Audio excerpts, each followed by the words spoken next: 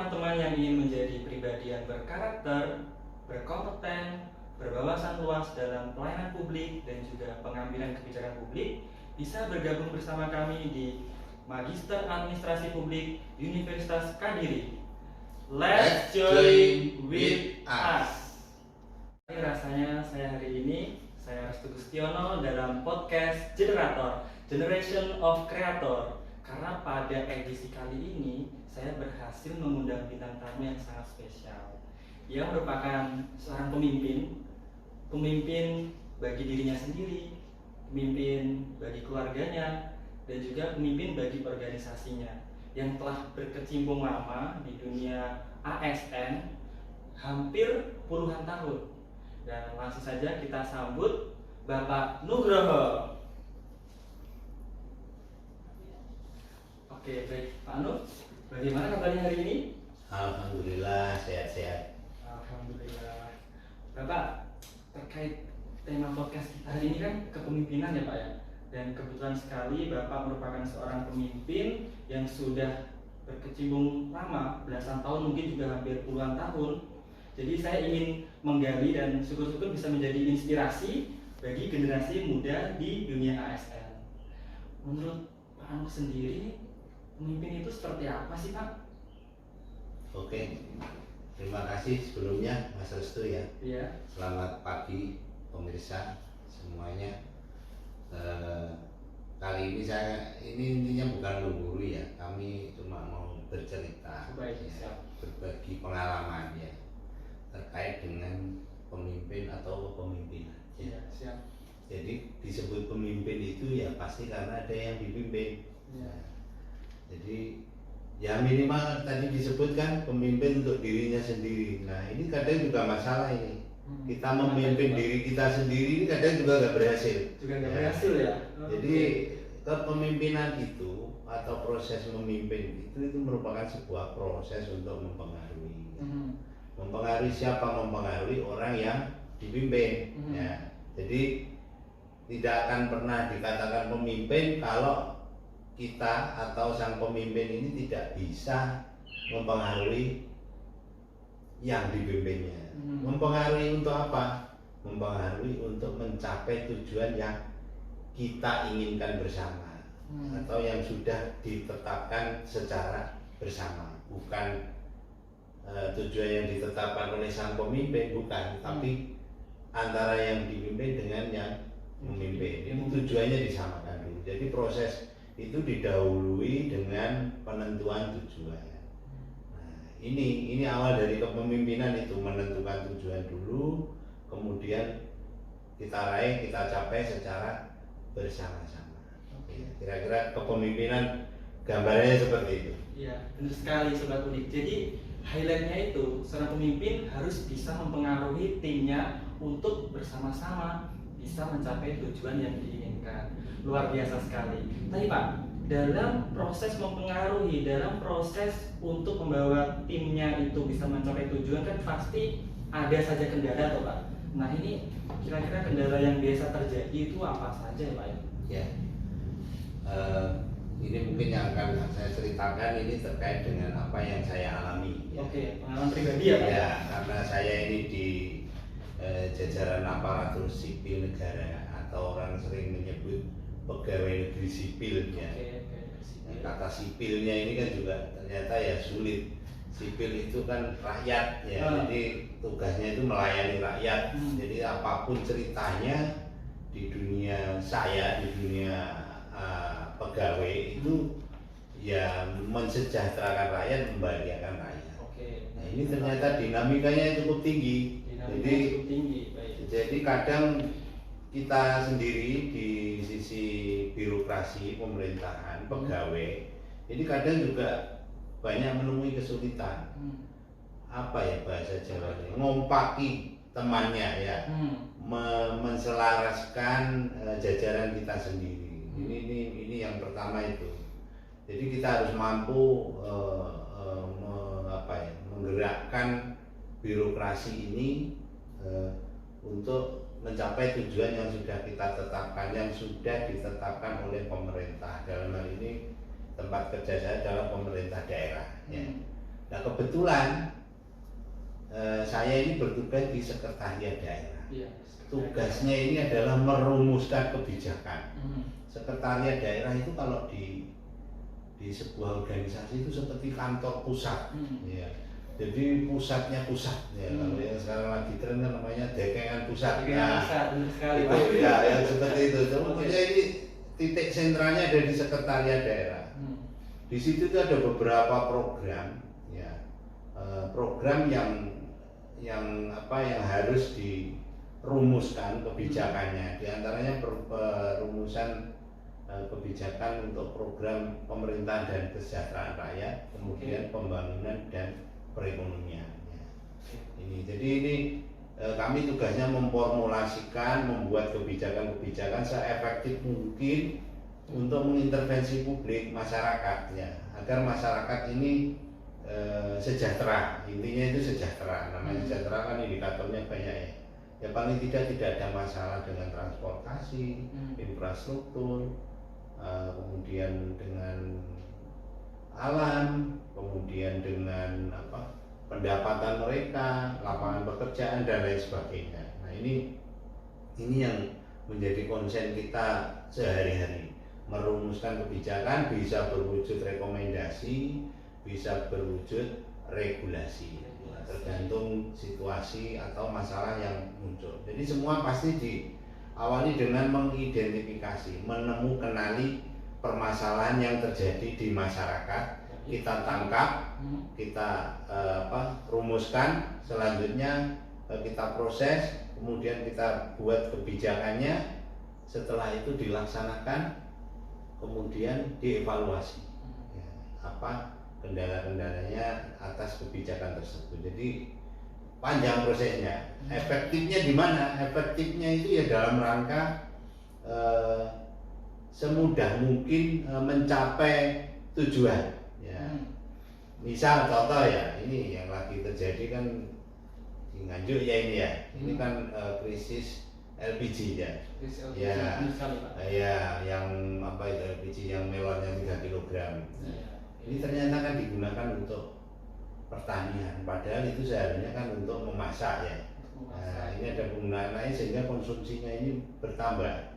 Ini menimbulkan masalah baru. Kebetulan ini kan sedang kekeringan. Nah, ini contoh apa yang harus kita lakukan ya. Kita mengadakan operasi cek memang kebutuhannya yang meningkat atau pasokannya yang berkurang. Nah, seperti itu kemudian kita buat kebijakan, kita sampaikan kepada para pemimpin yang di bawah, kepala desa, kepala kelurahan atau lurah, mungkin sampai RT RW juga, biar masyarakat tidak panik. Ya, ini sedang diselesaikan. Nah, ini contoh. Nah, itu goalnya masyarakat tidak panik, kebutuhan LPG-nya tercukupi. Itu contohnya. Kira-kira seperti itu Mas Restu. Baik, luar biasa sekali. Jadi yang bisa saya tangkap benar bahwa ada kendala terkait dalam mengkoordinasikan tim, dalam mengompakkan tim bagi seorang pemimpin. Karena seorang pemimpin itu kan bisa memiliki anggota tim yang beragam ya. Ada yang mungkin mereka berkarakter mau dan mampu, ada yang mereka mau tapi tidak mampu, ada yang mereka tidak mau dan juga tidak mampu dan sebagainya. Itu merupakan tantangan yang menurut saya besar sekali tanggung jawabnya agar seorang pemimpin itu bisa mengelola, bisa menyeragamkan timnya agar bisa mencapai tujuan yang diinginkan. Lalu Pak, tadi kan dibahas bahwa seorang pemimpin itu kan tugasnya yang salah satu yang paling penting itu kan dalam hal mengambil kebijakan, merumuskan kebijakan, kurang lebih seperti itu ya. Nah, kira-kira Pak, pemimpin yang seperti apa yang bisa mengambil kebijakan itu secara efektif? Jadi dalam proses mencapai tujuan itu bisa dilaksanakan dengan lancar dan tepat sasaran gitu Pak. Oke, ya tadi sudah saya singgung. Yang pertama kenali masalah. Masalahnya dulu. Ya, apa yang mau kita rumuskan itu masalahnya dikenali dulu. Kemudian kita harus memberdayakan sumber daya yang ada. Jadi pegawai. Kemudian kita harus juga melihat kelembagaannya. Ya. Kelembagaan ini memang kebijakan pemerintah pusat itu bisa apa ya, bisa disederhanakan, bisa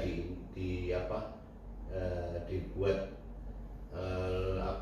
cakupannya luas bisa. Namun yang tren sekarang di era reformasi birokrasi itu kan disederhanakan. Nah ini penyederhanaan ini kan dalam rangka untuk efektivitas juga, biar mejanya nggak terlalu banyak, jadi teman diskusinya juga tidak terlalu banyak, jadi kita bisa langsung ambil keputusan dengan cepat ya itu. Terus kemudian anggaran juga perlu dipersiapkan, karena kalau kita lagi ngumpul kan nggak mungkin kan, nggak ada kopi begini, iya, benar sekali, nggak ada listrik, iya. ya nggak ada satgas teknologi informasi, nggak bisa jalan itu, jadi tetap butuh anggaran untuk mendukung.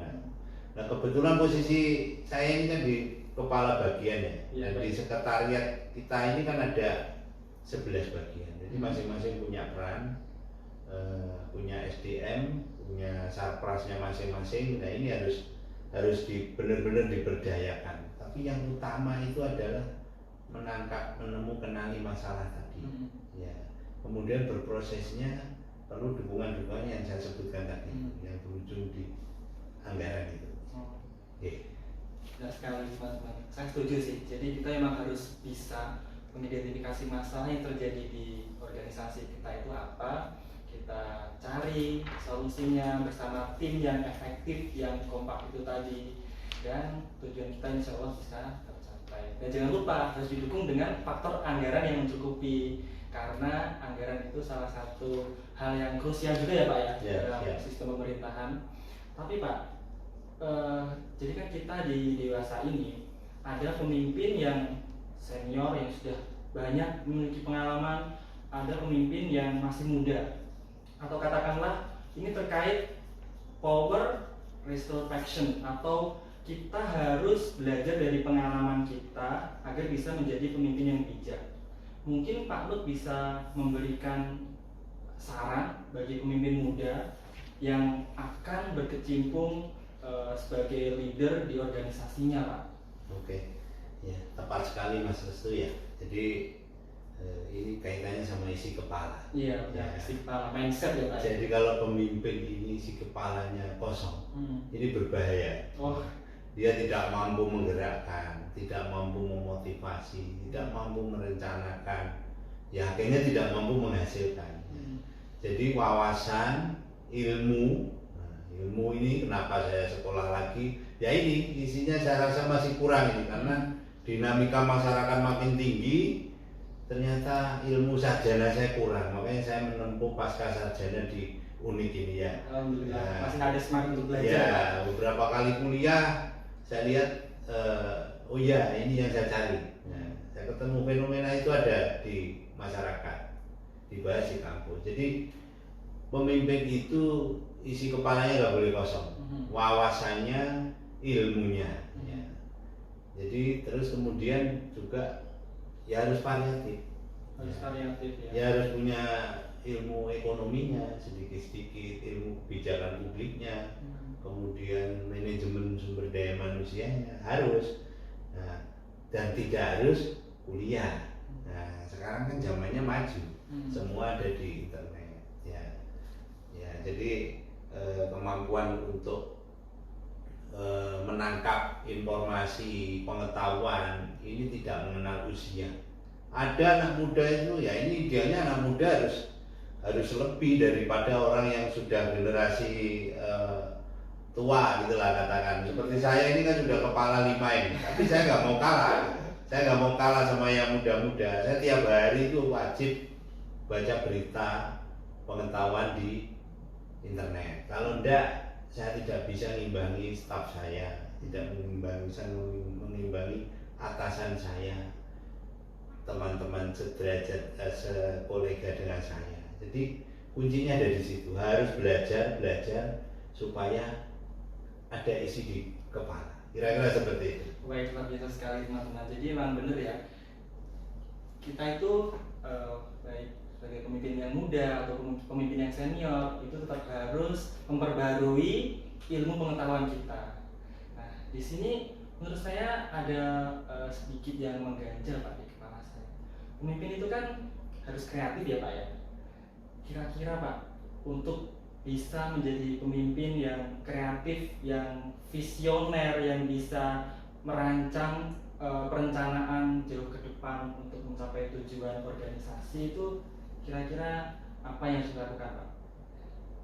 Oke, jadi memang sekarang tuntutannya itu memang kita yang di birokrasi pemerintahan ini memang harus selalu mengembangkan kreativitas. Makanya ada lomba inovasi, ya, inovasi daerah itu dalam rangka untuk kompetisi dan memotivasi agar para pegawai yang memang pelayan masyarakat ini selalu berinovasi, berkreativitas, ya, menciptakan hal-hal yang memudahkan masyarakat, terutama dalam hal pelayanan, ya. Jadi misalnya tentang KTP gitu ya. Dulu KTP kan kita mesti harus ke capil ya, datang ke sana ngantri. Nah, sekarang coba dicari cara dari rumah kita bisa dapat pelayanan, nanti tinggal print out sendiri, misalnya seperti itu.